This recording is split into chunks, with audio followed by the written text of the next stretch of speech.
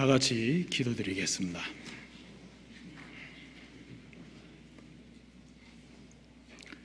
사랑에 풍성하신 고맙고 감사하신 하나님 아버지,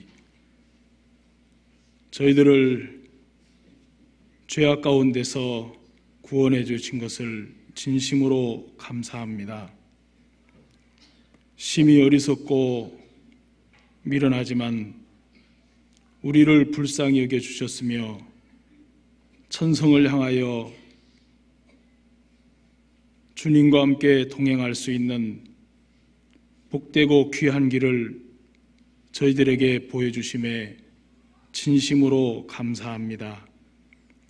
하나님께서 우리의 육체의 남은 때를 결코 헛되고 헛된 것에 살지 않도록 붙들어 주시고, 성령께서 우리의 마음을 온전히 주장하셔서 하나님의 말씀에 순종하며 하나님의 뜻을 위하여 살아갈 수 있도록 저희들을 순간순간 붙들어 주시게 되기를 기도합니다. 하나님께서 베푸신 이 크신 은혜를 저희들이 보답하는 마음으로 살 수 있도록 도와주시고, 육신의 생각에 붙들려서 하나님 앞에 부끄러운 삶을 살지 않도록 인도하여 주시게 되기를 간구합니다. 오늘 저들이 함께 교제하는 동안 성령께서 함께 해주시고, 이곳에 있는 저희들 각자에게 하나님께서 합당한 은혜로 인도하여 주시옵소서. 이 모든 시간을 우리 주님께 의지하옵고 우리를 죄악에서 구원해 주신 예수님의 이름으로 기도드리옵나이다. 아멘. 우리 이요한 목사님께서 동대문 교회 집회 중이십니다.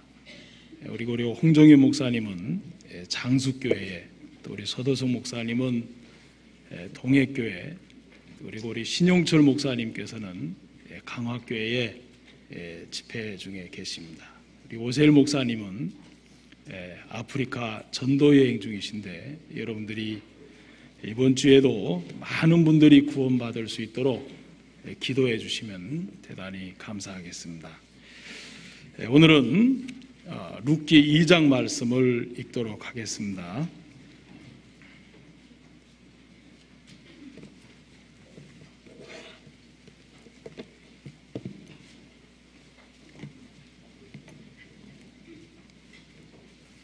룻기 2장 1절 말씀부터 읽겠습니다.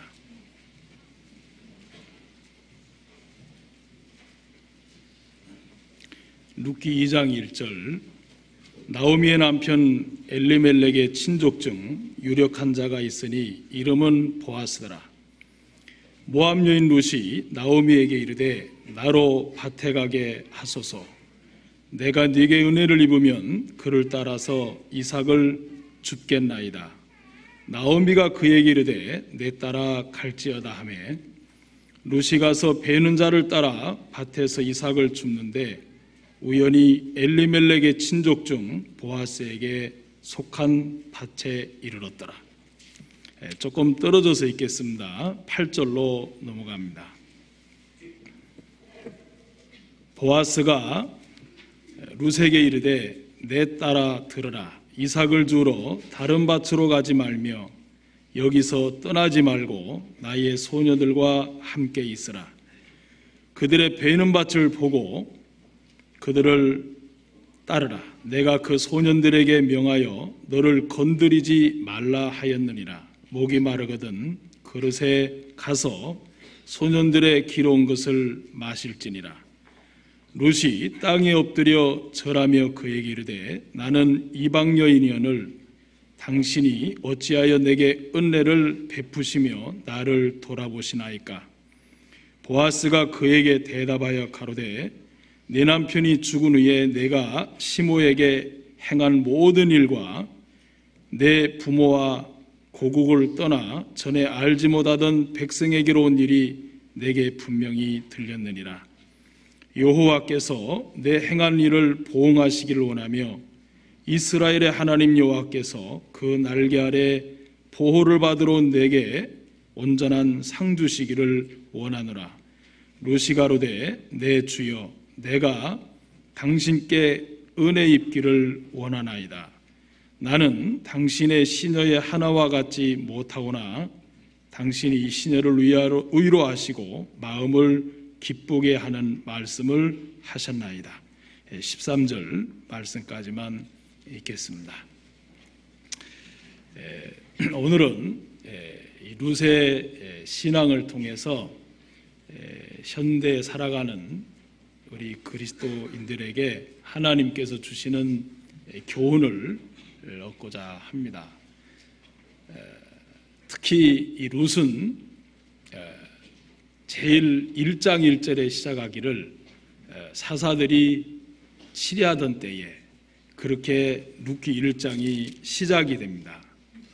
사사들이 치리하던 때에 상당히 영적으로 방향을 잃어버린 어지러운 시대라고 말씀을 드릴 수가 있습니다.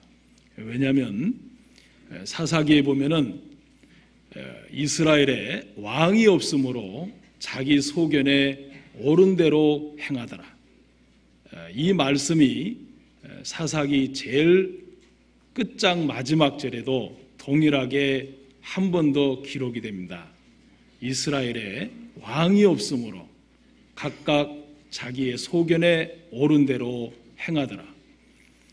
사실 많은 사람들이 이 시대를 살아가지만 하나님 앞에 예수 그리스도께서 또 하나님께서 왕으로 자리를 잡고 계시질 않기 때문에 자기 소견에 옳은 대로 또 자기 생각에 옳은 대로 그렇게 살아갈 수밖에 없습니다. 사실 구원을 받았다고 말하지만 마음에 분명하게 예수 그리스도께서 우리 마음에 왕으로 분명히 세우지 않는다면 우리의 사사로운 생각 속에서 살아갈 수밖에 없음을 사사기는 우리의 삶 속에서도 큰 교훈을 가져다 줍니다. 그런데 이렇게 영적으로 방향을 잃어버린 이런 시대에 룻이라는 여인은 모압 여자였습니다.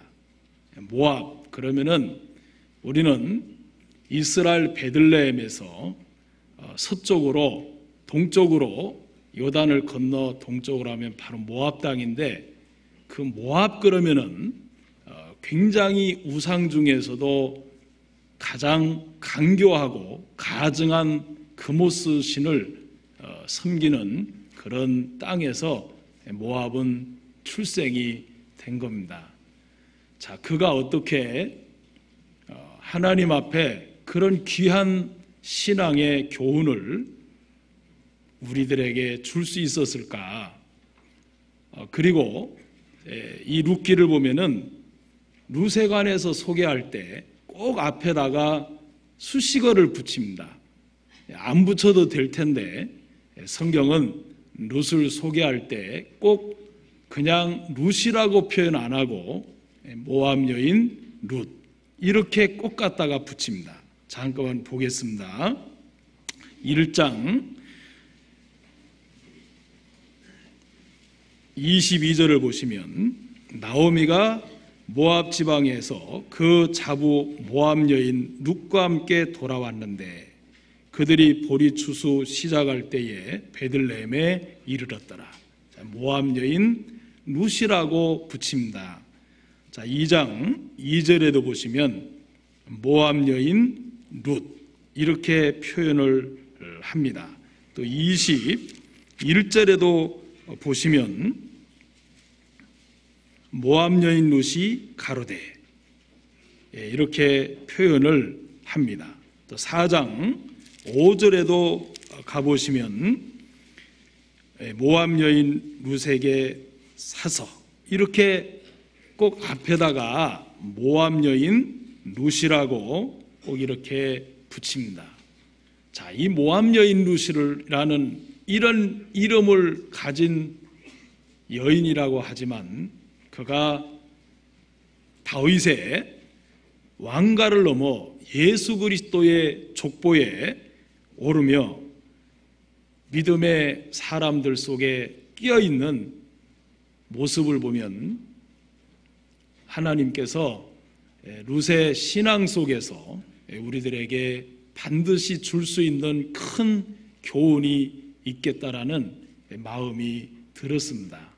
그래서 룻이 어떻게 이렇게 정말 하나님 앞에 신앙생활을 할 수 있었을까? 어떤 마음으로 그가 하나님 앞에 섰을까라는 마음이 들어졌습니다.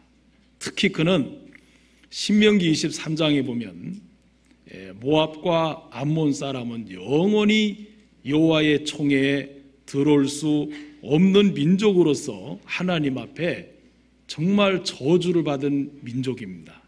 그럼에도 불구하고 그가 하나님의 민족인 그것도 베들레헴 땅까지 와서 그는 예수 그리스도의 족보에 올라오는 훌륭한 믿음의 한 사람, 경건의 삶을 한 사람, 룻이 이 자리에 또 이 시간 우리와 함께 같이 교제할 수 있다는 게 너무나 큰 우리들에게 교훈을 주겠다라는 마음이 들어집니다.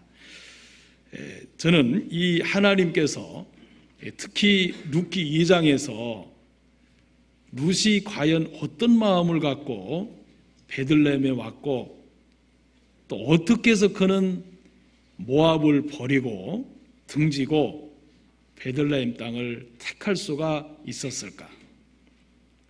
오늘 제가 여러분에 읽어드린 이 룻기 2장 속에는 3번씩이나 우리의 눈에 뚜렷하게 들어오는 말씀이 있습니다. 자, 룻의 마음을 표현하는 이야기인데, 자, 룻기 2장 2절을 다시 한번 보겠습니다. 모압 여인 룻이 나오미에게 이르되 나로 밭에 가게 하소서. 내가 네게 은혜를 입으면 그를 따라서 이삭을 줍겠나이다. 나오미가 그에게 이르되 내 따라 갈지어다 하매. 조금 떨어져서 한 절 더 읽겠습니다. 10절입니다. 룻이 땅에 엎드려 절하며 그에게 이르되 나는 이방 여인이오늘 당신이 어찌하여 내게 은혜를 베푸시며 나를 돌아보시나이까. 자, 13절은 함께 같이 한번 읽겠습니다. 룻이 가로되 내 주여 내가 당신께 은혜 있기를 원하나이다. 나는 당신의 시녀의 하나와 같지 못하오나 당신이 이 시녀를 위로하시고 마음을 기쁘게 하는 말씀을 하셨나이다. 자, 룻의 마음 중심을 우리가 그의 마음의 고백에서 볼 수가 있습니다. 룻의 마음에 누구보다도 강하게 자리 잡고 있는 것 하나는 바로 은혜라고 하는 겁니다. 자, 은혜. 룻은 당한 일들은 생각해 보면 나오미의 집에 와서 베들레헴에 흉년이 왔습니다. 그리고 엘리멜렉이라는 집안이 흉년을 피해서 모압 지방으로 이주를 했습니다. 근데 모압 지방에 이주했을 때에 그 나오미 집에 시집을 온 바로 그 여인이 룻입니다. 자, 우정이라고 하는 뜻을 가진 룻인데 이 나오미가 룻을 맞이해서 오르바와 함께 말론과 기련 두 아들의 며느리를 삼은 겁니다. 그런데 룻은 불행하게도 그가 만난 일들은 처참한 일들이었습니다. 시아버지 엘리멜렉이 죽었습니다. 그리고 모압 땅에서 10여 년 동안 있는 동안에 그의 남편도 죽고 그의 동서의 남편도 죽습니다. 말론과 기련 그리고 엘리멜렉도 죽습니다.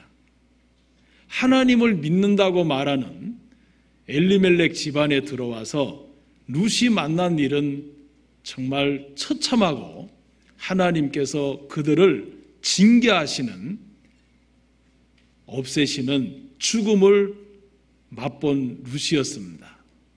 자, 그가 어떻게 이런 환경과 형편에서 베들레헴으로, 그것도 아무도 의지할 것이 없는, 아무도 바라볼 것이 없는 형편에서 베들레헴 땅으로 돌아오려는 마음을 가졌을까? 우리는 그의 마음 중심에서 외형적으로 당한 환경과 형편과 다른 그의 마음에 독특한 마음 하나를 품었다는 사실을 분명하게 깨달을 수가 있습니다.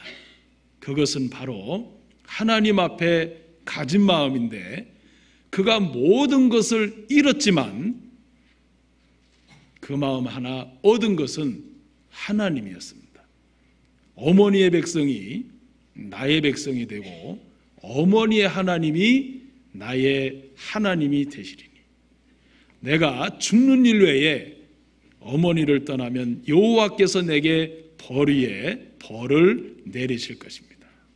자, 그는 많은 처참한 일을 만났지만 하나님을 크게 마음에서 얻은 겁니다. 하나님이 그 어떤 형편보다도 가장 룻의 마음을 붙들어줬고 하나님을 찾는 마음을 주신 겁니다.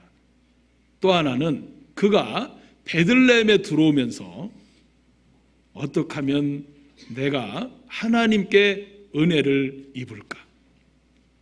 방금 읽은 룻기 2장에서 그의 중심의 마음이 나올 때마다 내게 은혜를 베풀어 주소서, 내가 은혜 있기를 원하나이다, 내가 네게 은혜를 입으면 이삭을 줍겠다라고 3번씩이나 고백하는 모습을 봅니다.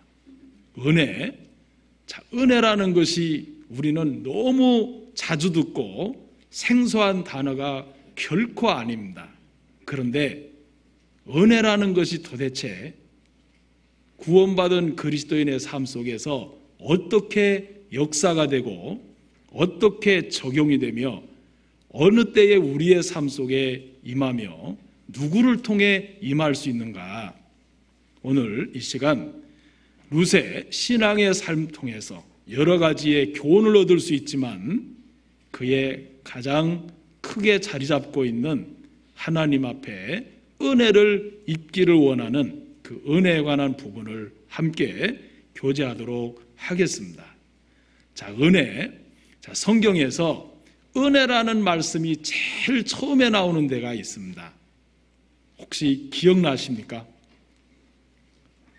창세기 1장, 2장, 3장, 4장, 5장까지 은혜라는 단어는 한 번도 나오지 않는데 하나님께서 노아 심판에 이르면서 은혜라는 말씀이 등장이 됩니다. 창세기 6장 8절입니다.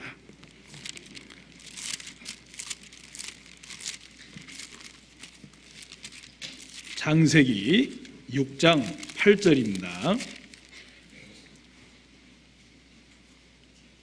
함께 다 같이 읽도록 하겠습니다.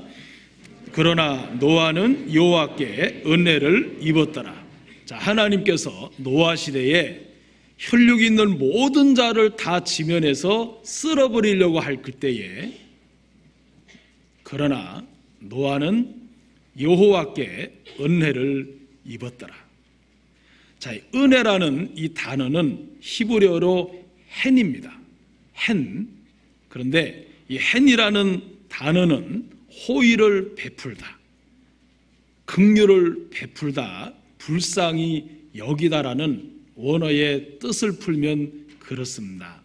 그런데 이 헨이라는 단어는 어디서 유래가 됐냐면 하난이라고 하는 히브리에서 다시 유래가 됐는데 자비라고 하는 뜻입니다.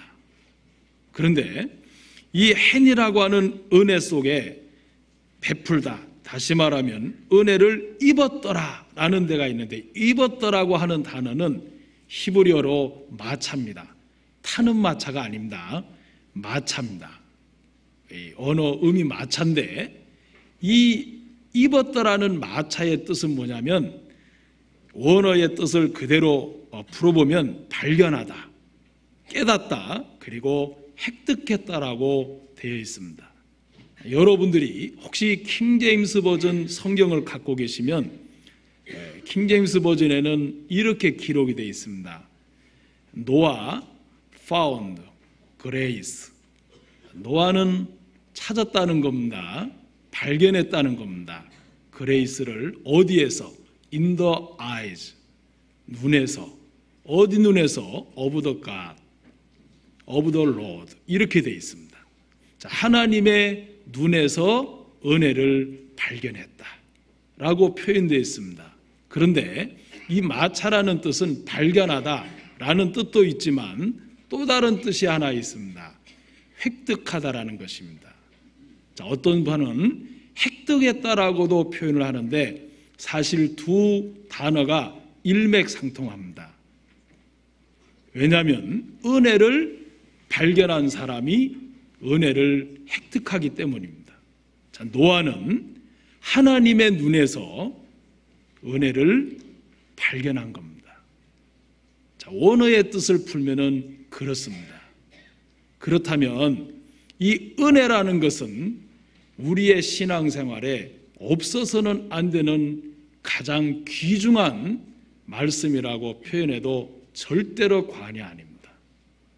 루터는 오직 은혜다, only grace라고 그는 표현했습니다. 그런데 루터가 이 은혜를 표현하기를 뭐라고 표현했느냐 하면 이렇게 표현했습니다. 사람이 어떤 공로로도 덮을 수 없는, 인간의 어떤 공로로도 포장할 수 없는 게 은혜다.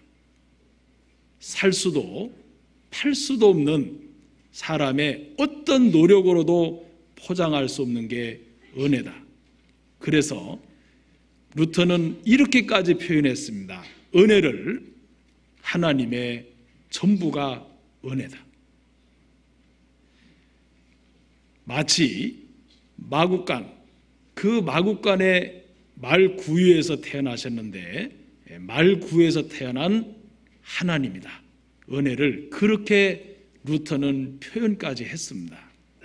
루터의 종교개혁은 사실은 하나님의 은혜라고 자기 자신의 표현도 표현이었지만 우리가 생각해도 분명한 종교개혁의 가장 큰 작용이 하나님의 은혜였습니다.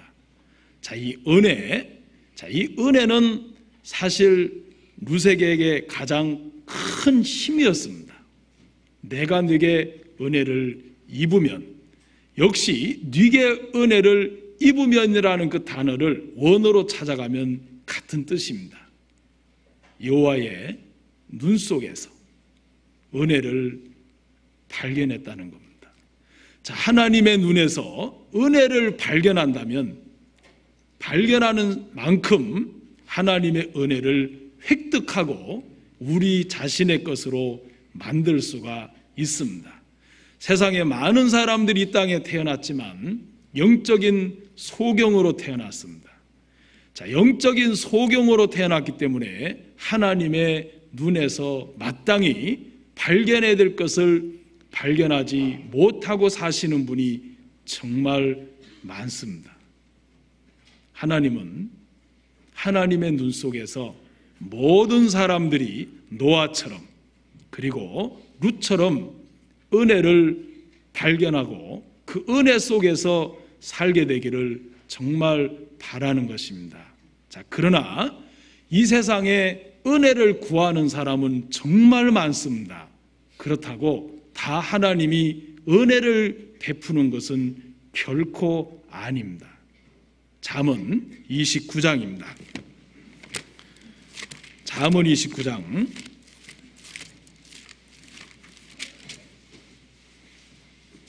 26절입니다.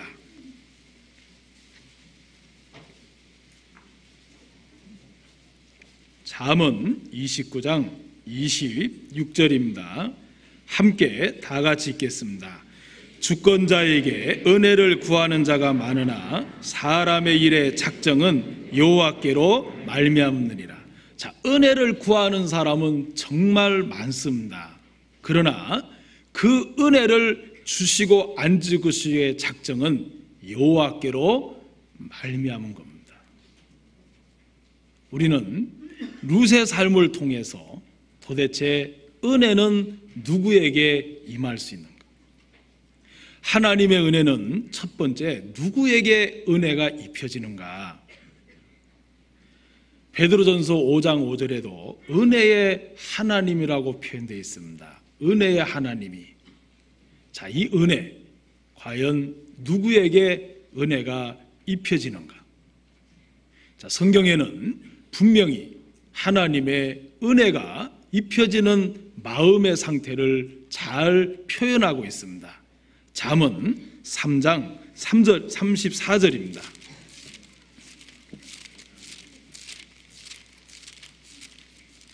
잠언 3장 34절입니다. 진실로 그는 거만한 자를 비웃으시며 겸손한 자에게 은혜를 베푸시나니. 거만한 자는 하나님이 비웃는다고 말씀하셨습니다. 그리고 겸손한 자에게 은혜를 베푸신다고 기록하셨습니다. 자, 몇 정도 찾겠습니다. 야고보서 4장 6절인 이 말씀을 그대로 인용하셨습니다. 4장 6절입니다.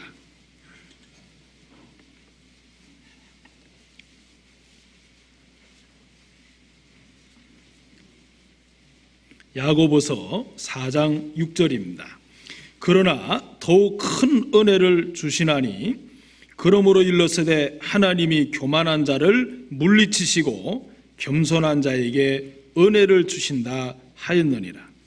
자, 하나님은 잠언 3장 34절의 말씀을 그대로 인용하셨습니다. 한 장 더 찾습니다. 베드로전서 5장 5절입니다. 베드로전서 5장 5절입니다. 젊은 자들아 이와 같이 장로들에게 순복하고 다 서로 겸손으로 허리를 동이라. 하나님이 교만한 자를 대적하시되 겸손한 자들에게는 은혜를 주시느니라. 자, 하나님은 여러 곳에 겸손한 자에게 은혜를 주신다고 하셨습니다. 겸손이 뭡니까? 많은 사람 앞에 남을 높이고 자기는 가장 낮은 자리로 낮추며 모든 사람을 자기보다 가장 높이며 자기를 가장 낮은 곳으로 임하게 하는 게 겸손이라고 말씀드릴 수 있습니다. 겸손. 자, 우리는 성경에서 정말 하나님께 은혜를 입어 신앙생활을 아름답게 하며 하나님과 동행했던 많은 분들을 봅니다. 자, 그것은 다름 아니라 다윗입니다. 자, 다윗이 10여 년 동안 사울에게 쫓겨다녔습니다. 사울이 그렇게 다윗을 죽이러 다닐 때 다윗은 사울에게 이런 고백을 했습니다. 마치 벼룩 하나를 쫓듯 어찌하여 나를 쫓나이까. 자기 자신을 벼룩이라고 표현했습니다. 어찌 산의 메추라기를 따르듯 나를 따르나이까. 자기 자신을 메추라기라고 표현했습니다. 그는 다윗은 시편 62편에서 하나님 앞에 이렇게 표현했습니다. 입김보다 경하다. 입김보다 경한 자로다. 자기 자신이 하나님 앞에 서면 그림자요 입김보다 더한 자다 라고 표현을 했습니다. 신약시대에 하나님을 가장 가까이 하고 예수 그리스도의 다음으로 정말 하나님 앞에 우리의 신앙의 본이 된 한 분이 있습니다. 바울입니다. 자, 바울은 고백을 했습니다. 모든 성도 중에 지극히 작은 자보다도 더 작은 나에게 이 은혜를 주시는도다. 그렇게 그는 표현했습니다. 아브라함은 하나님 앞에 이렇게 표현했습니다. 자기 조카 롯을 위해서 소돔과 고모라 성에서 롯을 제발 건져달라고 하는 간청을 드릴 때 자기 자신을 하나님 앞에 티끌이라고 표현한 겁니다. 티끌이라도 요 앞에 한 번 더 은혜를 간구하나이다. 티끌, 입김, 벼룩, 메추라기, 그리고 지극히 작은 자보다도 더 작은 나에게 라는 것은 바로 겸손을 의미하고 있습니다. 그들이 인간적으로 우리보다 못나거나 부족한 게 사실 없습니다. 믿음의 조상이고 하나님과 정말 가까이 했지만 하나님 앞에 섰을 때 그들은 겸손한 자기 자신의 모습을 하나님 앞에 고백드릴 수밖에 없었습니다. 하나님의 은혜, 겸손한 자에게 임합니다. 또 있습니다. 자, 하나님의 은혜는 누구에게 임하냐면 주님을 사랑하는 자에게 임합니다. 주님을 찾고 주님을 정말 마음에 사랑하는 자입니다. 자, 성경 찾겠습니다. 신명기 5장 10절입니다.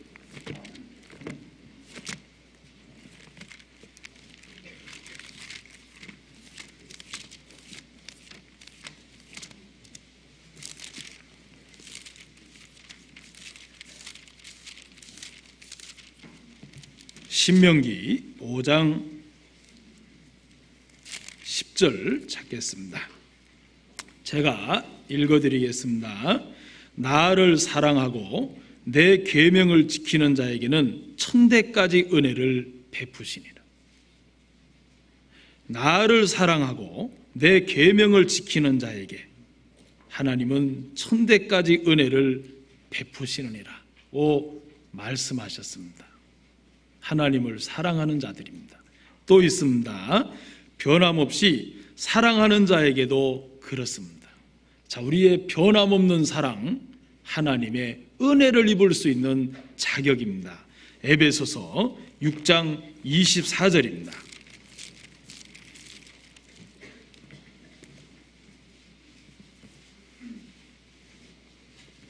6장 제일 마지막 절입니다. 우리 주 예수 그리스도를 변함없이 사랑하는 모든 자에게 은혜가 있을지어다. 자, 변함없이 사랑하는 모든 자입니다. 하나님의 은혜가 임합니다. 그리고 성실과 공의와 정직한 마음으로 하나님 앞에 행하는 사람, 하나님을 만나며 하나님의 은혜를 반드시 입습니다. 자, 열왕기상 3장 6절입니다. 열왕기상 3장 6절입니다.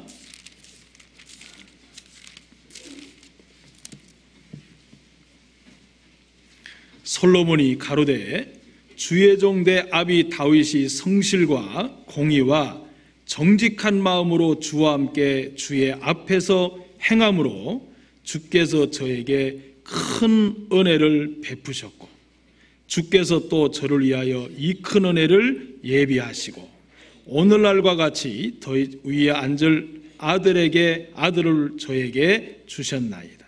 자, 하나님에게 은혜 중에도 큰 은혜가 있습니다.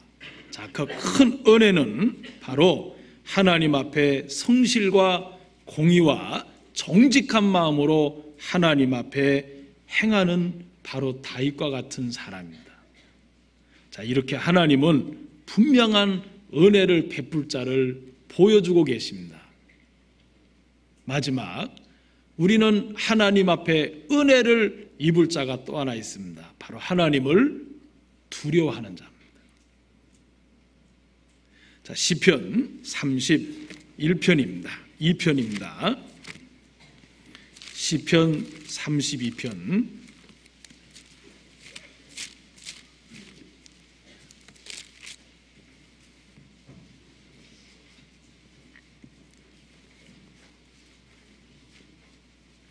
제가 조금 잘못 말씀드린 것 같은데 31편 19절입니다. 31편 19절입니다. 자, 함께 같이 한번 읽겠습니다. 주를 두려워하는 자를 위하여 쌓아두신 은혜, 곧 인생 앞에서 주께 피하는 자를 위하여 베푸신 은혜가 어찌 그리 큰지요. 자, 주를 두려워하는 자를 위하여 은혜를 베푸시는데, 자, 주를 두려워하는 자에게는 은혜를 쌓아뒀다고 말씀하셨습니다. 많은 은혜를 쌓아놨습니다. 자, 하나님은 마치 은혜를 쌓아놓고 우리를 기다리신다고 하신 겁니다. 그런데 하나님의 은혜를 받을 수 있는 사람, 정말 그를 두려워하며 그 앞에 공의와 정직과 정의로 행하는 사람에게는 더 큰 은혜를 베풀어 주신다고 말씀하고 계십니다. 성경에 정말 하나님 앞에 두려움으로 인해서 바로가 이스라엘의 아이들이 나면 전부 죽이라고 하는 바로의 명을 두 산파가 받았습니다. 나라는 애굽입니다. 자, 애굽의 속국으로 살면서 두 산파는 바로의 명을 받은 겁니다. 그 시대에 애굽 왕의 바로의 명은 정말 왕과 같은 명이 아니라 하늘과 같은 명과 같습니다. 어마어마한 명이었습니다. 남자아이를 전부 죽여라. 자, 그런데 이 두 산파가 하나님을 두려워함으로 남자아이를 전부 다 살리기 시작합니다. 자, 그때 외형적으로 보면은 두 산파가 바로에게 죽임을 당하고 어려움을 당할 것 같은데 오히려 그 집안에 더 왕성해지고 더 아름다워지는 모습을 성경은 표현했습니다. 그 이유는 하나님께서 두 산파에게 은혜를 베푸시니라 라고 기록이 되어 있습니다.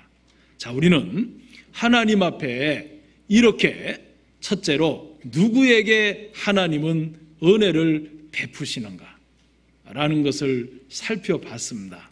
자, 그런데 여러분들이 정말 구원을 받으셨다면 여러분과 저는 하나님 앞에 너무나 큰 은혜를 입은 사람입니다. 엄청난 은혜를 사실 입은 겁니다. 자, 우리가 우리의 마음속에 은혜를 한번 한 해를 다 보내면서 깊이 한번 생각해 볼 수 있는 시간이 있다면 마음에 깊이 묵상을 해도 정말 아름다운 시간이 될 겁니다. 자, 우리가 한 해를 보냅니다. 벌써 12월입니다. 자, 그런데 이 한 해를 보내면서 하나님께서 내게 베푸신 은혜를 얼마나 내 마음속에 깊이 생각하고 새겨보고 시간을 보냈는가 라고 한번 돌이켜 볼 수가 있습니다. 자, 우리는 물질 문명 속에 살아갑니다. 자, 이 물질 문명 속에 살아가기 때문에 하나님께서 우리를 죄에서 구원해 주신 그 은혜를 물질적으로 표현했습니다. 얼마나 큰 대가를 그리고 엄청난 그분의 은혜를 우리가 입었는가. 자, 우리 마태복음 18장으로 가시면 금방 알 수 있습니다. 자, 마태복음 18장입니다.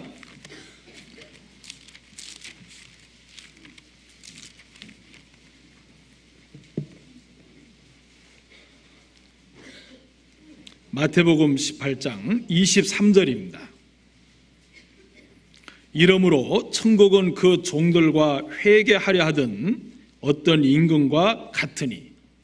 자, 종이 끌려왔습니다. 임금 앞에 회개해야 될, 분명히 계산해야 될 일이 있습니다. 아마 이 땅에 살아가는 모든 사람이라면 하나님 앞에 반드시 계산해야 될 일이 있습니다. 죄값입니다. 누구도 피할 수 없습니다. 하나님의 백보자의 심판 앞에 어떤 누구도 그 자리를 외면할 수가 없습니다. 자, 그런데 예수님께서 이 표현을 하시기를 어떻게 표현하셨냐면 1만 달란트 빚진 자의 표현을 하셨습니다. 자, 1만 달란트 빚진 자를 데려와서 갚으라고 말했습니다. 그가 갚을 것이 없었습니다. 자, 그래서 그에게 탕감을 해서 놓아 보내주는 말씀이 기록됐는데, 자, 우리는 1만 달란트를 생각해 보면서 우리가 물질 문명 속에 살아가기 때문에 하나님은 우리 마음에 더 가까이 하나님의 베푸신 큰 은혜를 한번 기억해 보라고 하는 의미와도 같습니다. 1만 달란트, 자, 그문의 수량입니다. 자, 1만 달란트라 그러면 우리가 잘 계산이 안 됩니다.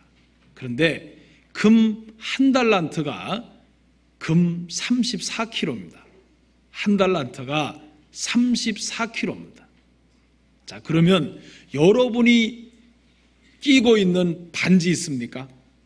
자, 금반지 끼신 분 한번 손 한번 들어봐 주실래요? 예, 저 몇 분 드시는데 뭐 있는데도 안 드시는 것 같아요. 뭐 끼면 뭐 육신적인 것도 아닌데, 아, 다이아몬드를 끼셨습니까?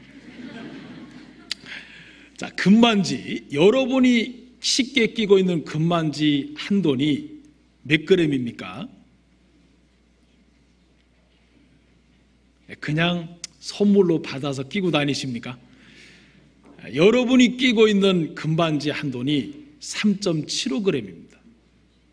3.75g입니다. 그러면 1만 달란트 중에 금운의 수량 중에 금 한 달란트가 34kg니까 여러분이 끼고 있는 한 돈이 3.75g이라고 계산하면, 자, 금 34kg면 또 너무나 계산하기가 어렵습니다.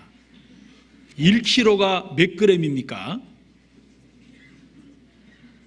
어떤 분은 10, 20 뭐 이러는데 아닙니다. 1kg가 1000g입니다. 자, 그러면 금 1kg가 1000g인데 여러분이 끼고 있는 금 한 돈 3.75g이니까 몇 개를 만들 수 있습니까? 머리가 타기 시작합니다. 그러면 한 달란트 가지면 몇 개를 만들 수 있습니까? 34kg니까. 집에 가서 머리 타세요. 그러면 걷다가 1만 달란트면 몇 개를 만들 수 있을 것 같습니까? 더군다나 성경을 기록한 그 시대에 유다의 모든 백성들이 로마에 1년 동안 세를 바친 돈이 800달란트랍니다. 모든 유대인들이 로마에 1년 동안 바친 돈이 세가 800달란트입니다. 그러면 한 데나리온이 젊은 한 사람이 품삯인데 한 달란트가 6천 데나리온입니다. 도대체 몇십 년을 일해야 한 달란트를 그 당시에 갚을까라고 생각해 보면 1만 달란트가 어마어마한 돈이라며 물질이라는 걸 우리 마음에 쉽게 납득이 갑니다. 자, 1만 달란트, 결코 여러분 평생 동안 아마 돈으로 따지면 다 세아려 봐도 세아릴 수 없는 엄청난 액수의 정말 우리가 계산이 나옵니다. 자, 그런데 하나님께서 여러분과 저에게 하나님 앞에 반드시 계산이 돼야 될 죗값 1만 달란트로 표현했습니다. 자, 1만 달란트로 표현하신 하나님, 1만 달란트를 탕감해 줬습니다. 왜 탕감해 줬습니까? 왜 이 큰 은혜를 우리에게 입혀 주셨습니까? 자, 우리는 두 번째, 하나님이 이렇게 큰 은혜를 우리에게 베풀어 주신 이유를 반드시 알고 넘어가야 됩니다.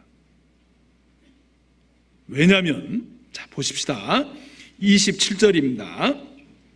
그 종의 주인이 불쌍히 여겨 놓아보내며 그 빚을 탕감하여 주었더니, 탕감해서 줬습니다. 그런데 그 종이 나가서 제게 100데나리온 빚진 동갈 하나를 만나 붙들어 목을 잡고 가로되 빚을 갚으라 하매 1만 달란트 탕감받은 사람이 자기에게 100데나리온, 한 달란트가 6,000데나리온인데 100데나리온이면 도대체 몇 분의 몇입니까? 1만 달란트에 비하면 100데나리온은 정말 극히 작은 돈입니다. 그런데 그 100데나리온을 탕감해 주지 않습니다. 하나님께서 여러분과 저에게 1만 달란트라는 엄청난 돈을 놓고 물질을 놓고 탕감해 주신 이유가 있습니다. 이유는 다른 게 아닙니다. 탕감해 주신 하나님의 마음을 갖고 살으라는 겁니다. 그 마음을 본받아서 닮아가도록 노력하라는 겁니다. 그 마음으로 다른 사람에게 베풀라는 것입니다. 그 주님의 사랑을, 은혜를 선전하라는 것입니다. 그런데 그 은혜를 입었으면서도 불구하고 참다운 은혜를 깨닫지 못하면 자기에게 100데나리온 빚진 동관 하나를 붙들고 탕감을 해주지를 않습니다. 첫 번째, 하나님께서 왜 우리에게 1만 달란트를 탕감해 주셨는가? 그것은 용서해 주라는 겁니다. 서로가 용서해 주라는 것입니다. 내가 내게 탕감해 주고 불쌍히 여겨준 것처럼 너희를 만나는 모든 사람에게 하나님의 은혜로 받은 만큼 탕감해 주고 서로가 서로를 용서해 주라는 것입니다. 골로새서 3장 찾겠습니다. 13절입니다.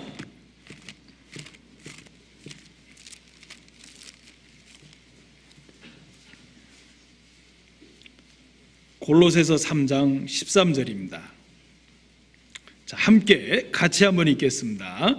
누가 네게 혐의가 있거든 서로 용납하여 피차 용서하되 주께서 너희를 용서하신 것 같이 너희도 그리 하고라고 기록되어 있습니다. 자, 우리가 신앙생활하다 보면 옆에 있는 형제자매들 그리고 우리를 향해서 핍박하는 많은 사람들, 조롱하는 분도 있습니다. 용서하라는 것입니다. 내가 내게 긍휼을 베푼 것처럼, 은혜를 베푼 것처럼, 탕감해 준 것처럼 용서해 주라는 것입니다. 그래서 먼저 우리에게 큰 은혜를 입혀 주신 겁니다. 자, 은혜를 입혀 주신 이유는 또 있습니다. 함께 고난을 받으라는 것입니다. 성경 찾습니다. 빌립보서 1장 29절입니다.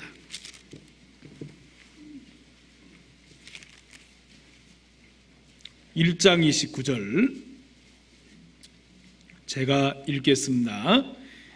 그리스도를 위하여 너희에게 은혜를 주신 것은 다만 그를 믿을 뿐 아니라 또한 그를 위하여 고난도 받게 하심이라. 자, 너희에게 은혜를 주신 분명한 목적이 나옵니다. 이 큰 은혜를 주신 것은 고난도 받게 하려 함이라 라고 기록되어 있습니다.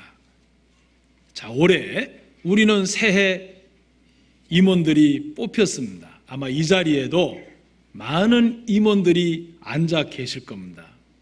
하나님께서 새로운 임원이 선출될 때가 되면 긴장들을 합니다. 올해는 이 잔을 내게서 옮기옵소서라면서 기도하시는 분도 혹 있을지 모르겠습니다. 그런데 하나님께 받은 은혜를 생각하면 고난도 고난이지만 봉사라고 주신 게 분명합니다. 자, 성경 찾습니다. 베드로전서 4장 10절입니다.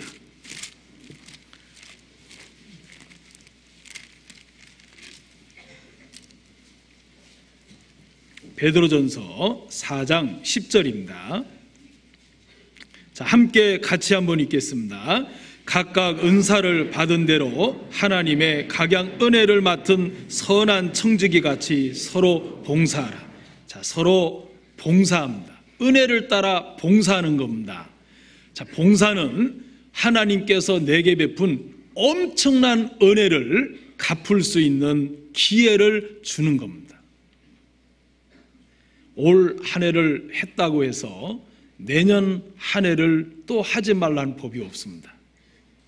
또 주실 때 하나님 앞에 어떤 마음으로 받을 것인가? 물론 개인의 특별한 사정도 있습니다. 피치 못할 사정도 분명히 있습니다. 그러나 웬만해서는 무엇보다도 먼저 너희는 그의 나라와 그의 의를 구하러 가신 말씀처럼 먼저 하나님 앞에 은혜를 갚는 마음으로 봉사에 임하신다면 하나님께서 다른 모든 것을 분명하게 더하실 것입니다. 어떤 분이 그냥 이야기하는 소리를 들었습니다. 목사님, 봉사해 보니까 진짜 하나님께서 모든 일을 더하시더라고요. 그런데 올해는 빼주세요. 그러시더라고요.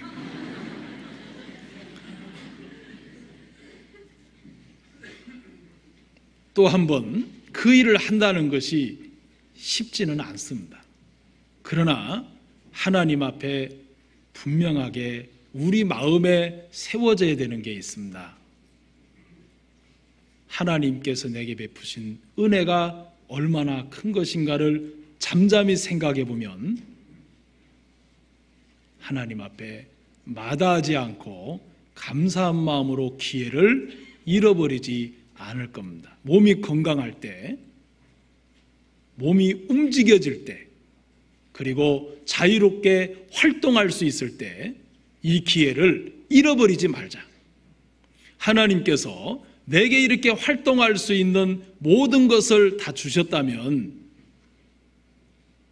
하나님 앞에 봉사라는 분명한 의미가 있을 것이다. 그리고 그 하나님 일 자체가 아니라 그 일을 맡겨주신 하나님을 한 해를 배워보자. 아마 하나님의 너무나 많은 것을 얻고 보람된 한 해를 마칠 것입니다. 하나님이 우리에게 은혜를 베풀어 주신 것이 그렇게 이유에서입니다. 자, 하나님은 또 은혜를 베푸신 분명한 이유가 있습니다. 바로 은혜를 따라 수고입니다. 자, 성경 찾겠습니다. 고린도전서 15장 10절입니다.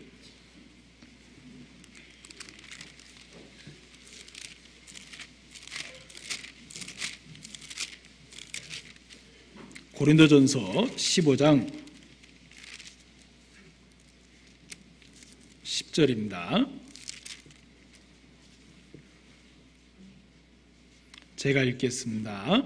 그러나 나의 나 된 것은 하나님의 은혜로 된 것이니 내게 주신 그의 은혜가 헛되지 아니하여 내가 모든 사도보다 더 많이 수고하였으나 내가 아니요 오직 나와 함께 하신 하나님의 은혜로라.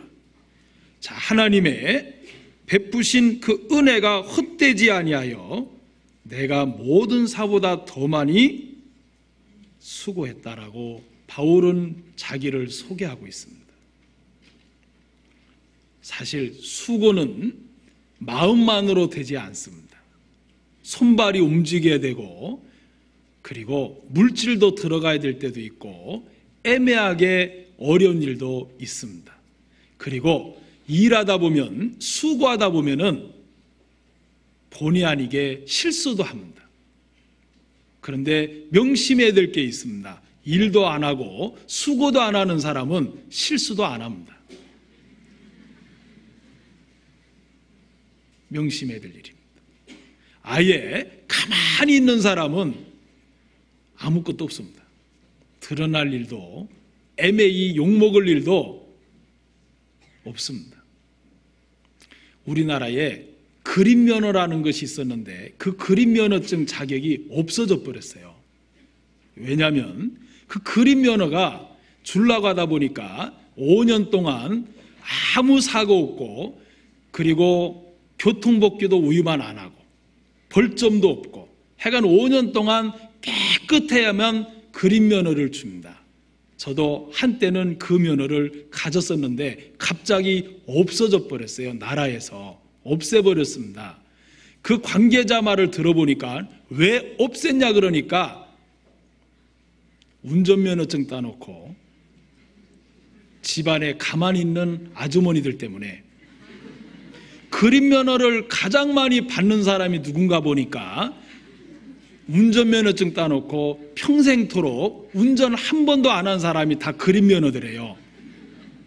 그래서 그 면허증을 나라에서 자격을 취소시켰다는 이야기를 들었습니다. 애매하게 뺏긴 사람도 있습니다. 자, 우리는 어떤 사람이 굉장히 비싼 차를 하나 샀습니다. 자, 예를 들어서 벤츠를 하나 샀습니다. 근데 벤츠를 사놓고 매일 닦습니다. 먼지를 털고 물 청소를 합니다. 그런데 늘 닦으면서 기도하는 거예요. 하나님, 저 운전할 때 도와주세요. 지켜주세요. 보호해주세요. 다른 차가 와서 들이박지 않도록 지켜주세요. 그리고 기도하면서 차를 닦았습니다. 근데 2, 3일 있다가 또 닦기 시작했습니다. 하나님, 나 지켜주세요. 운전할 때 지켜주시고 보호해주시고 한눈 팔지 않도록 붙들어주시고 다른 차가 내 차에 와서 부딪히지 않도록 붙들어주세요. 그러면서 계속해서 차를 닦으면서 기도했습니다. 어느 날 열심히 그렇게 기도하면서 차 닦는데 하나님이 그러시더래. 야야, 나는 너를 보호해주고 싶어도 보호해줄 날이 없다. 왜냐하면 밖에 나가서 운전도 안 하고 맨날 보호해주세요, 지켜주세요. 내가 언제 너를 지켜줘야 되냐? 그러면서 그 마음을 두들기시더래요. 맞습니다. 앞서서 수고도 안 하면 드러나지도 않습니다. 드러나지도 않으면 부족함도 모릅니다. 부족함도 모르기 때문에 주님 은혜를 깨달을 수 없습니다. 주님의 마음도 헤아릴 수 없습니다. 뒤에 뒷짐만 지고 늘 교회당에 왔다 갔다만 하면 하나님의 은혜나 수고를 통해 나타나지는 분명한 하나님의 세계를 절대로 배울 수 없습니다. 하나님께서 우리에게 주신 은혜는 봉사하고 고난을 받고 수고하라고 주신 겁니다. 또 있습니다. 자, 하나님께서 우리에게 분명하게 이런 은혜를 주신 이유가 있습니다. 일꾼이 될 수 있습니다. 에베소서 3장 7절입니다.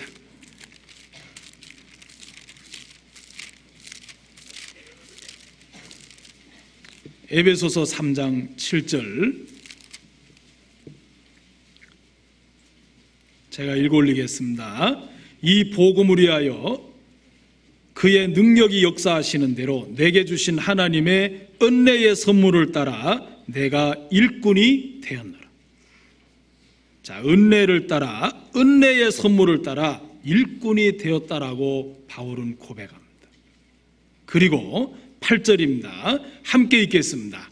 모든 성도 중에 지극히 작은 자보다 더 작은 나에게 이 은혜를 주신 것은 측량할 수 없는 그리스도의 풍성을 이방인에게 전하게 하시고, 자, 바로 전도의 일꾼이 된 겁니다. 전도자가 된 겁니다. 자, 은혜를 확실하게 깨달으면 우리의 마음속에 은혜가 정말 깊어지면, 넓어지면, 높아지면 우리는 그 안에서 고난도 받을 수 있습니다. 봉사도 할 수 있습니다. 수고도 할 수 있습니다. 일꾼도 될 수 있습니다. 전도자도 될 수 있습니다. 그 모든 게 은혜 하나로 다 깨달아질 수가 있다는 겁니다. 하나님은 우리에게 은혜를 갚으라고 많은 은혜를 베풀어 주신 것입니다. 결코 은혜를 헛되이 받는 일이 없기를 하나님은 그래서 권고하시는 겁니다. 하나님은 그래서 은혜를 정말 깨달으면 모든 걸 할 수 있기 때문에 하나님은 이 은혜에다가 모든 것을 다 맞춰 놓으신 겁니다. 셋째로, 이 은혜는 누구로부터 옵니까? 도대체 이 은혜라는 것은 어디서부터 시작이 됐습니까? 바로 예수 그리스도입니다. 자, 우리 요한복음 1장 17절을 찾아갑니다.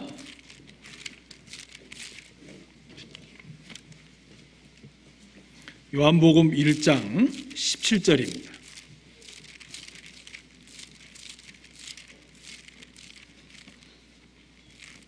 자, 함께 같이 한번 읽겠습니다.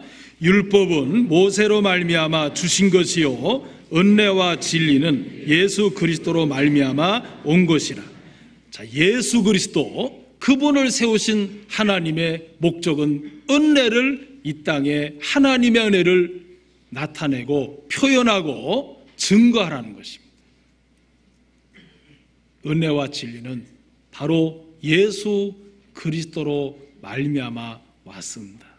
그런데 너무나 놀랍습니다. 하나님이 이 은혜에다가 모든 것을 다 맞춰놨습니다.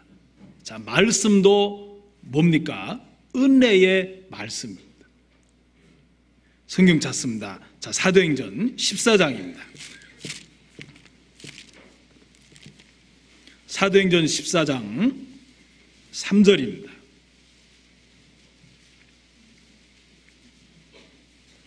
두 사도가 오래 있어 주를 힘입어 담대히 말하니 주께서 저희 손으로 표적과 기사를 행하게 하여 주사 자기 은혜의 말씀을 증거하시니. 자, 말씀도 은혜입니다. 은혜의 말씀입니다. 자, 20장 32절입니다. 사도행전 20장 32절입니다. 자, 함께 같이 한번 읽겠습니다. 지금 내가 너희를 주와 및 그 은혜의 말씀께 부탁하노니 그 말씀이 너희를 능히 든든히 세우사 거룩해 하심을 입은 모든 자 가운데 기업이 있게 하시리라. 자, 은혜의 말씀께 부탁하면서 바울은 예루살렘을 떠납니다. 은혜의 말씀께 부탁한다. 자, 그런데 여러분과 제가 입은 가장 큰 구원이 그렇습니다. 구원도 은혜입니다. 이 은혜를 말미암아 믿음으로 구원을 얻었나니 행위에서 난 것이 아니요 하나님의 선물이라. 자, 우리 성경 찾겠습니다. 사도행전 15장입니다. 우리가 받은 구원 11절입니다. 15장 11절 함께 읽겠습니다. 우리가 저희와 동일하게 주 예수의 은혜로 구원받는 줄을 믿노라 하니라. 자, 구원도 은혜입니다. 복음도 그렇습니다. 복음, 은혜의 복음입니다. 20장입니다.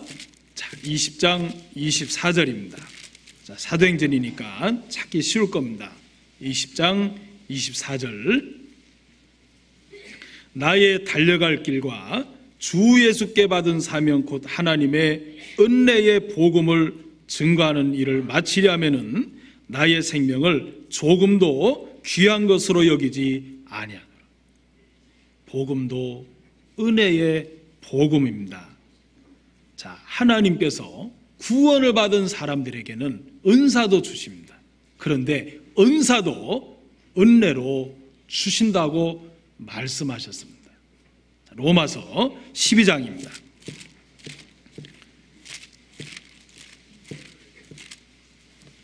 로마서 12장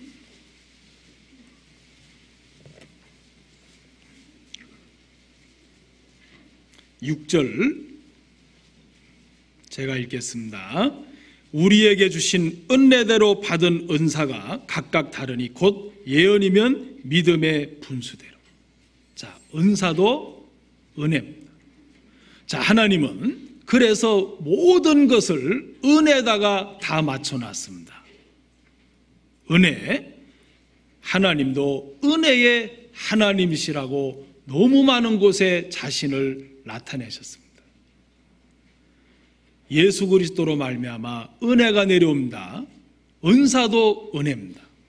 말씀도 은혜의 말씀입니다. 그리고 구원도 은혜의 구원입니다. 복음도 은혜의 복음입니다. 하나님은 은혜에다가 모든 것을 다 맞추어 놓으신 겁니다. 그래서 바울은 디모데에게 이렇게 권면합니다. 은혜 속에 강하라고. 은혜 속에 강하라는 겁니다. 정말 은혜에 강하다면 무엇든지 할 수 있어요. 은혜에 강하다면 뭐든지 할 수 있습니다. 하나님께서 우리에게 복음을 주셨을 때 은혜의 복음이기 때문에 우리의 마음에 점점 은혜가 더욱더 신앙생활하면 할수록 크게 자리를 잡을 수밖에 없는 겁니다. 어떤 사람은 신앙생활하면서 권태가 난다는 이야기도 있습니다. 잘못된 겁니다. 하면 할수록 은혜가 우리 마음속에 더 넓어지고 깊어지고 높아지는 것이 아름다운 정상적인 신앙생활이라고 말씀드릴 수 있습니다. 은혜 속에 강하라. 자, 은혜 속에 강하라. 그렇게 부탁을 한 겁니다. 그러면 왜 바울은 디모데후서에서 은혜 속에 2장 1절에 강하라 그랬을까? 자, 은혜에 강하라 그러면 우리 마음속에 가장 중심에 심겨져야 될 것이 있습니다. 무엇이 여러분 마음에 가장 중심에 심겨져야 되겠습니까? 그리스도의 은혜입니다. 자, 성경 찾겠습니다. 갈라디아서 6장 마지막 절입니다.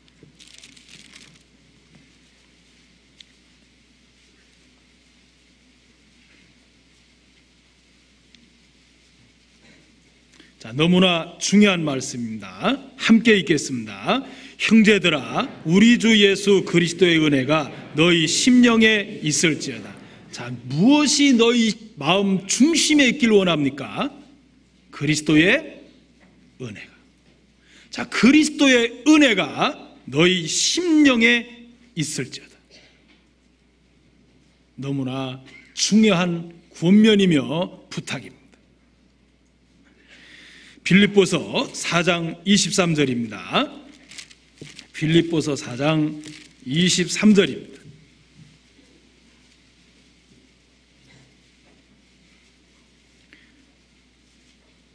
주 예수 그리스도의 은혜가 너희 심령에 있을지어다. 자, 디모데후서 4장 마지막 절입니다. 나는 주께서 내 심령에 함께 계시기를 바라노니 은혜가 너희와 함께 있을지어다. 자, 우리 마음 중심에 뭐로 지킬 만한 것이 있으되 내 마음을 지키라. 은혜에 강하다면, 그리고 은혜가 우리 마음 중심에 세워져 있다면 우리는 마음이 강해지고 믿음으로 서 있는 은혜 속에 우리의 마음이 그리스도와 교제가 더 돈독하게 두터워질 것입니다. 그런데 신앙생활에 미스하는 분이 있습니다. 신앙생활을 정말 헛되게 하는 사람이 있습니다. 신앙생활을 신앙생활답지 못하게 흐리멍텅하게 하는 사람이 있습니다. 이유가 있습니다. 은혜를 헛되게 받는 사람입니다. 자, 고린도후서 6장 1절입니다.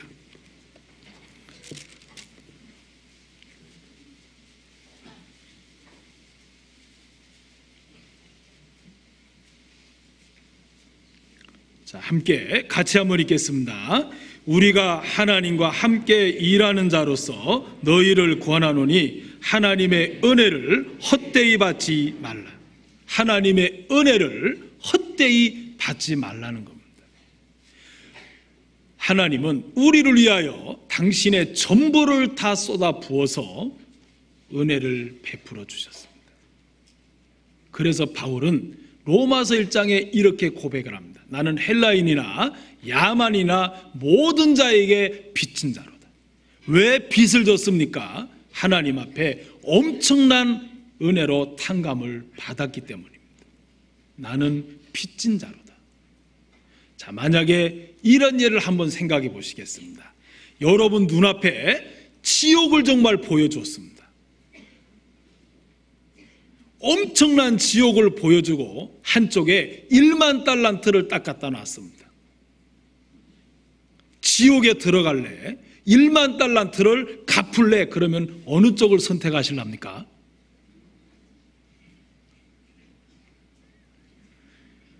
강심장 갖고 계신 분이 몇 분 계신 것 같은데 지옥은 아니겠죠. 평생토록 나는 갚을 겁니다. 아마 지옥과 1만 달란트를 여러분 눈앞에 보여준다면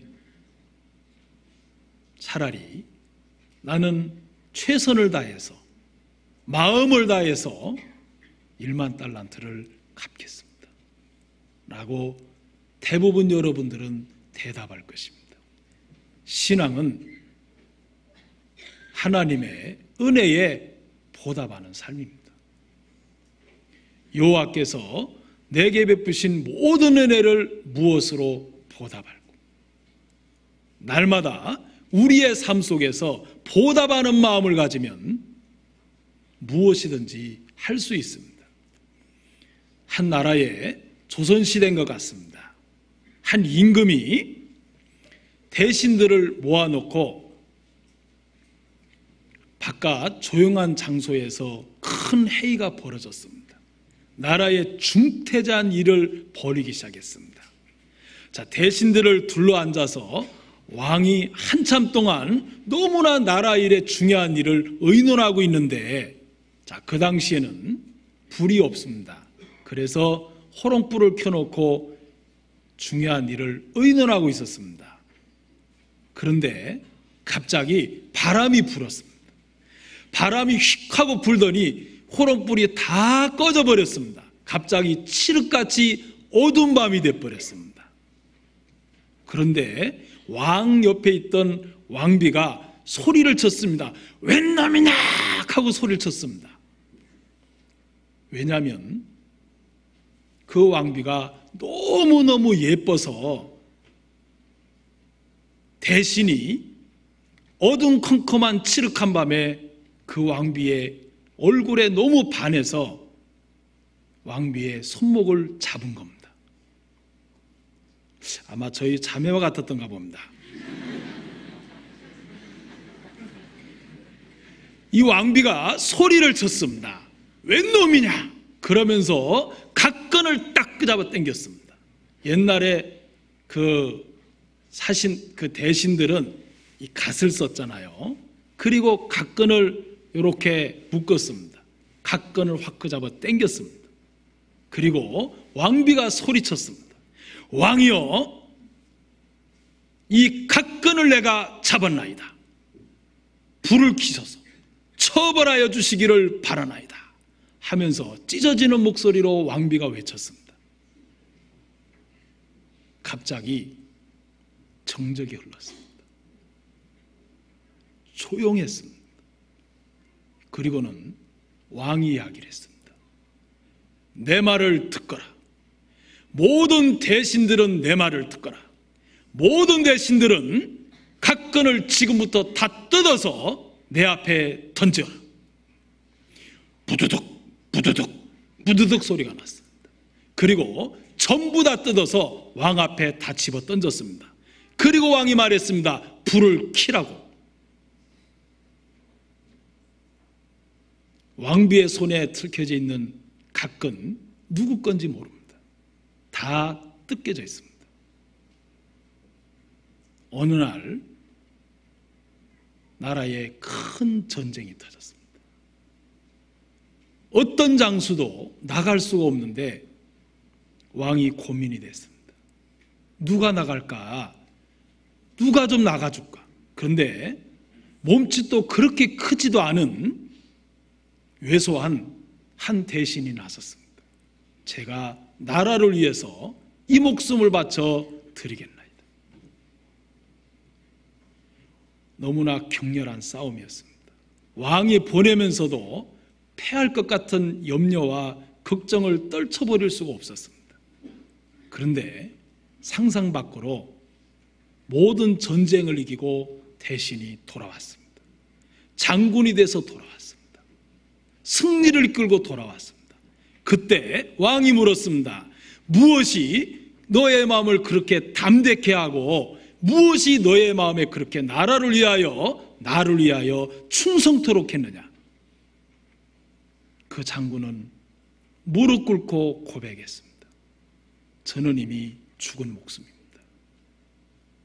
저는 이전에 왕께서 왕비의 손을 붙들었던 죄인입니다.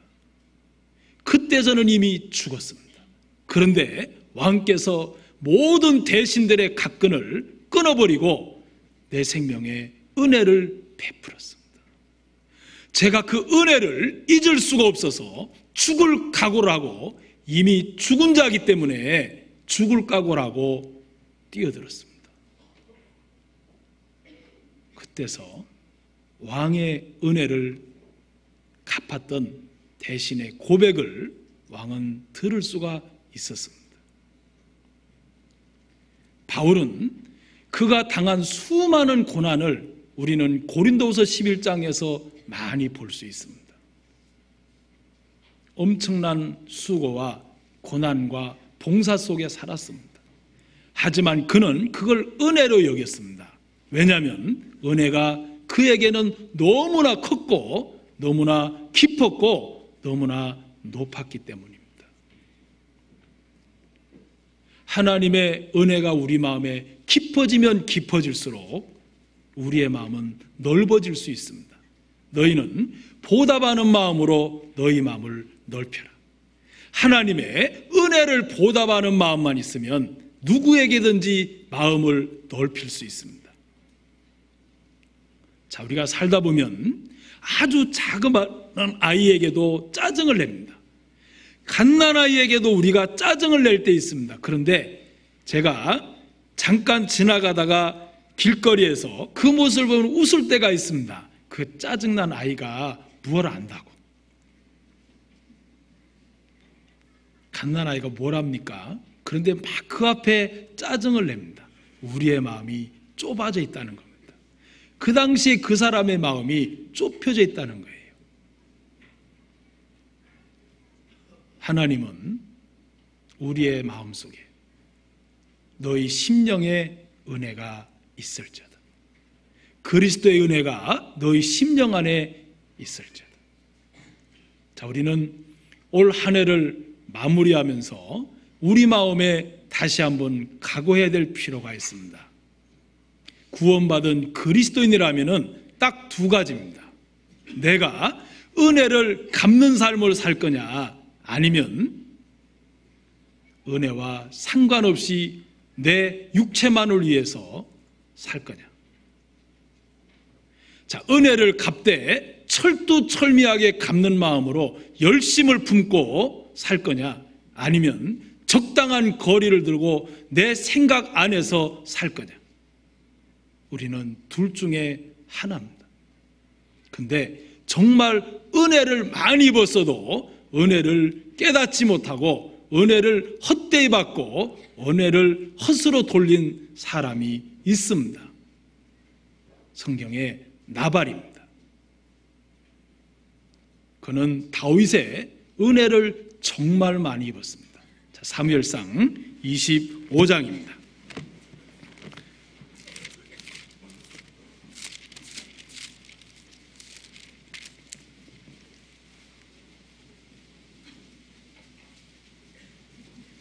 사무엘상 25장입니다.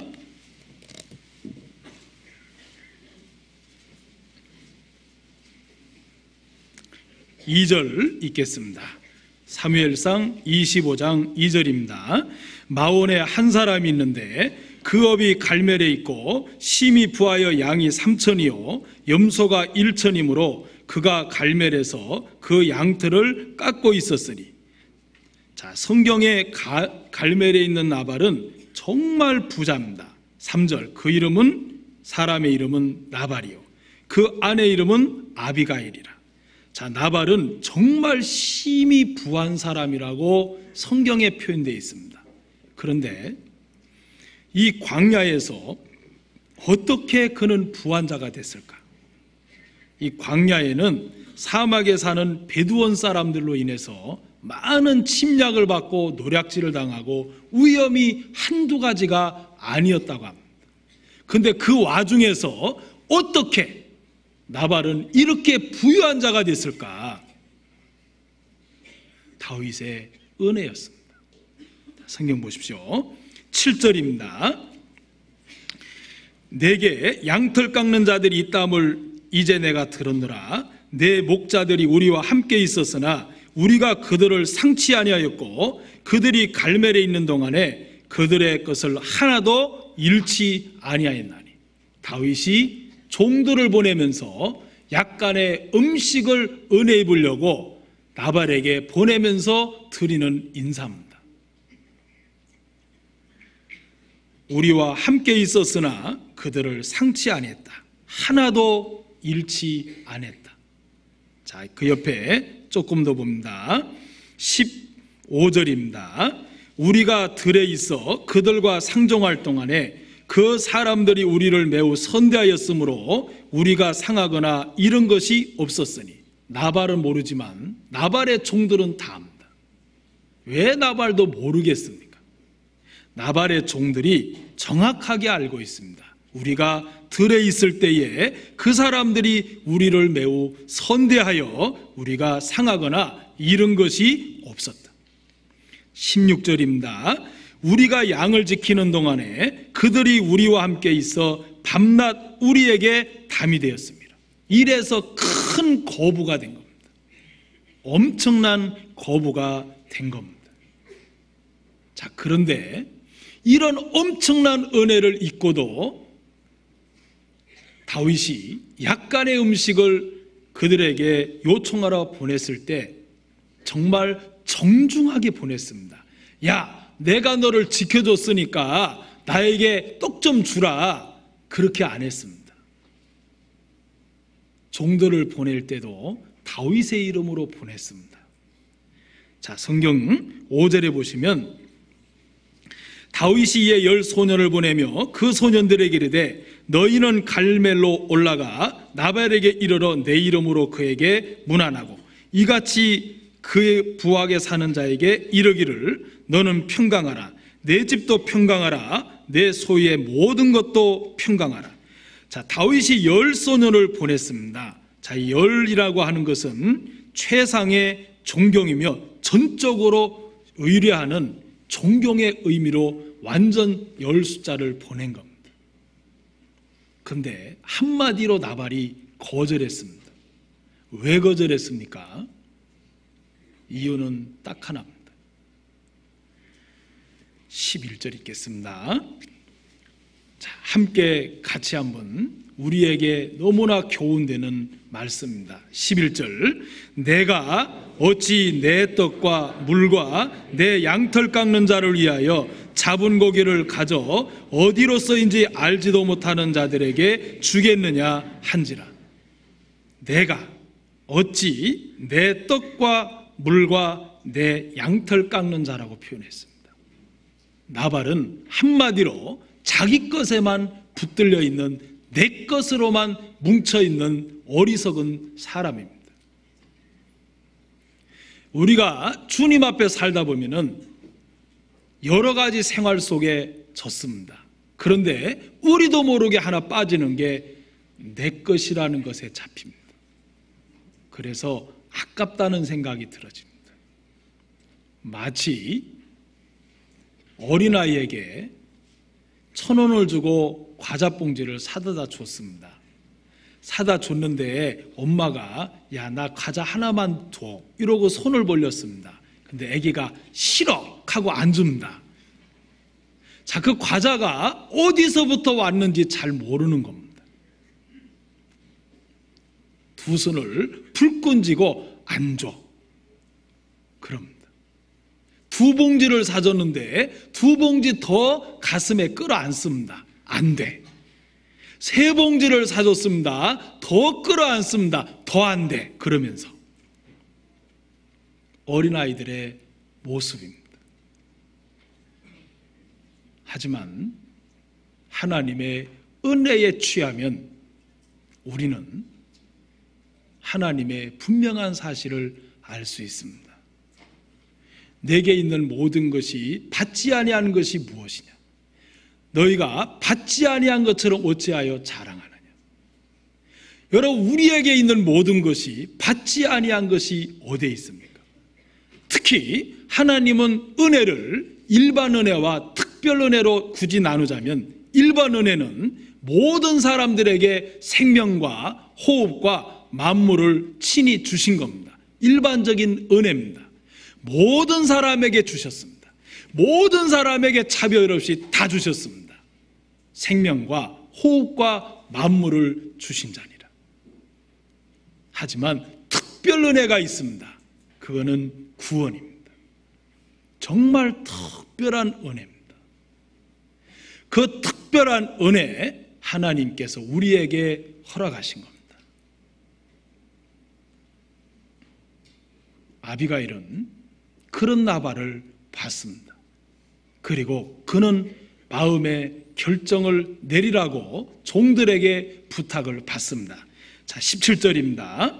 그런즉 이제 당신은 어떻게 할 것을 알아 생각하실지니 이는 다윗이 우리 주인과 주인의 온 집을 해하기로 결정하였음이니이다. 주인은 불량한 사람이라 더불어 말할 수 없나이다. 불량한 사람, 고집센 사람, 자기밖에 모르는 사람, 바로 그리스도인의 육신을 이야기하고 있습니다. 나발은 우리의 육신입니다. 종들은 지혜로웠습니다. 어떻게 할 것을 결정하십시오. 이때 나발은, 아비가일은 아침 일찍 모든 음식을 갖춰서 다윗을 맞이하러 갑니다. 종들에게 다윗의 은혜를 들은 겁니다. 그는 18절에 보면 많은 음식을 준비했습니다. 그리고 많은 걸 갖춰서 아침 일찍이 다윗을 맞이하러 갑니다.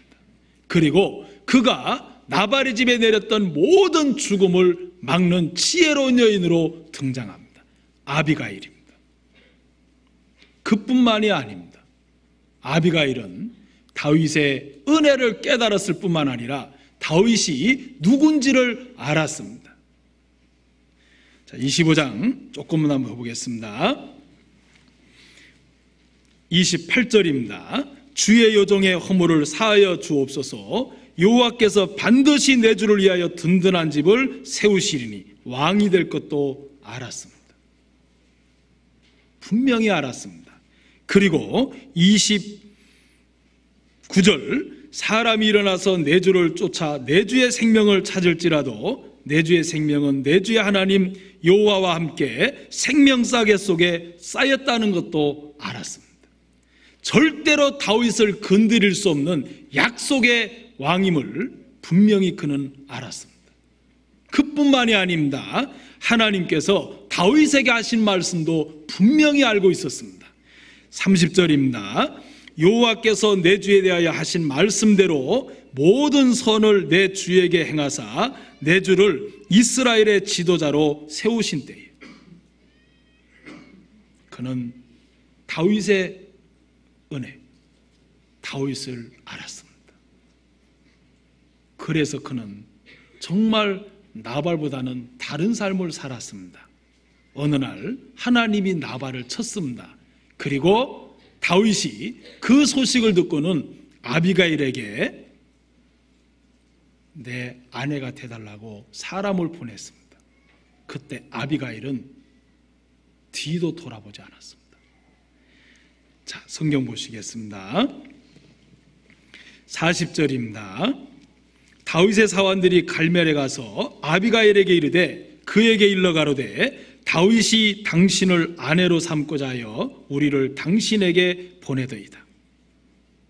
42절 급히 일어나서 뒤도 안 돌아봤습니다.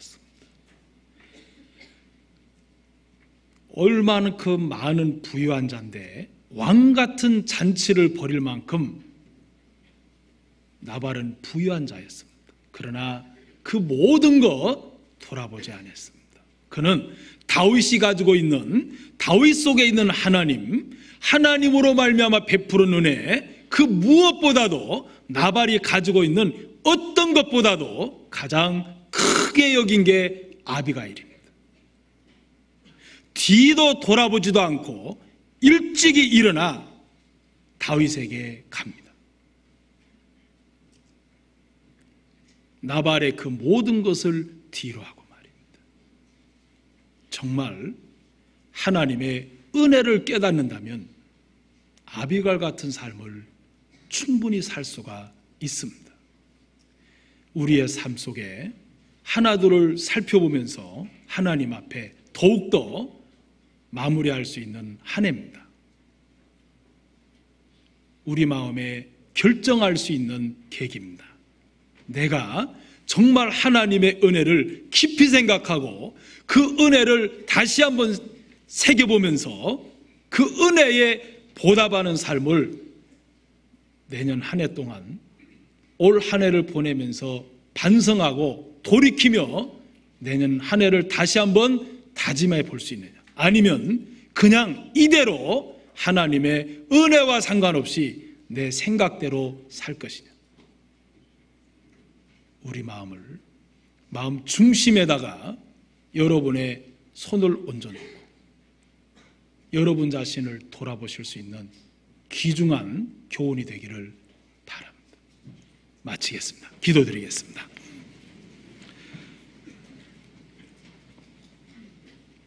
걸어가신 하나님 아버지, 저희들을 사랑하시고 저희들을 위하여 쏟아부으신 하나님의 모든 은혜는 저희들이 잊을 수가 없습니다. 하나님께서 베풀어 주신 이 은혜, 하나님의 은혜를 저들이 하나하나 생각해 보면서 그 은혜에 붙들리며 봉사도 하고 수고도 하고 그리고 하나님 앞에 일꾼이 되며 은혜를 따라 아름다운 건축자로서 하나님 앞에 영광을 돌리는 삶이 될 수 있도록 우리 각자에게 하나님께서 성령으로 인도해 주시게 되기를 간구합니다. 너희 심령에 그리스도의 은혜가 있기를 바란다고 하는 여러분의 부탁의 편지처럼 우리의 마음속에 그리스도의 은혜가 우리의 심중에 세워져 있어서 하나님의 은혜를 갚는, 보답하는 은혜 속에 젖어서 수고하며 봉사하며 영광의 삶이 되도록 인도하여 주옵소서. 주님 앞에 감사와 영광을 돌리옵고 예수 그리스도의 이름으로 기도드리옵나이다. 아멘. 찬송가 부르겠습니다. 408장입니다.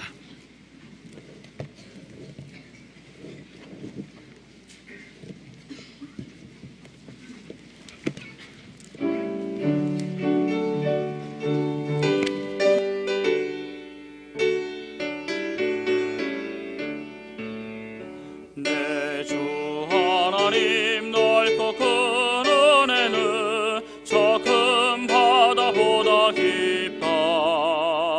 너고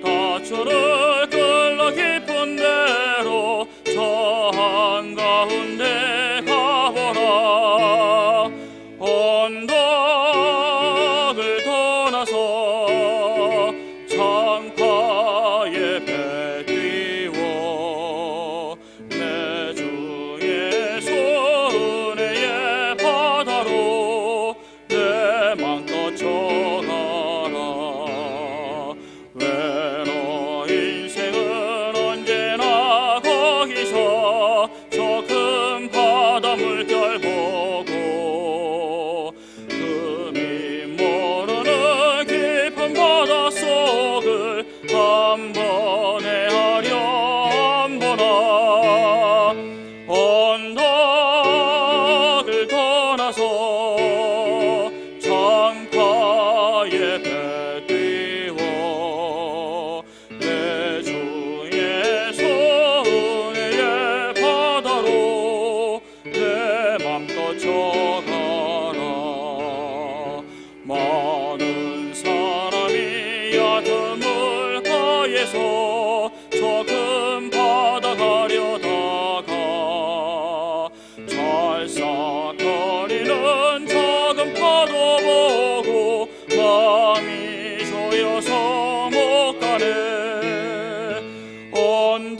언덕을 떠나서 창가에 배 띄워 내 주의 손의 바다로 내 맘껏 져가라.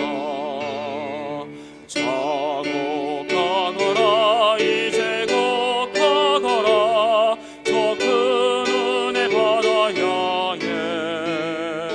자고 내 너를 저 깊은 데로 가라 망망한 바다로.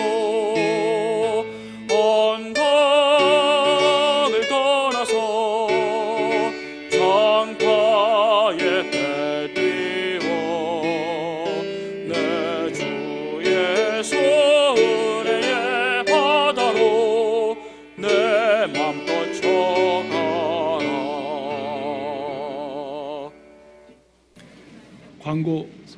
광고 없습니다. 편안히 돌아가십시오.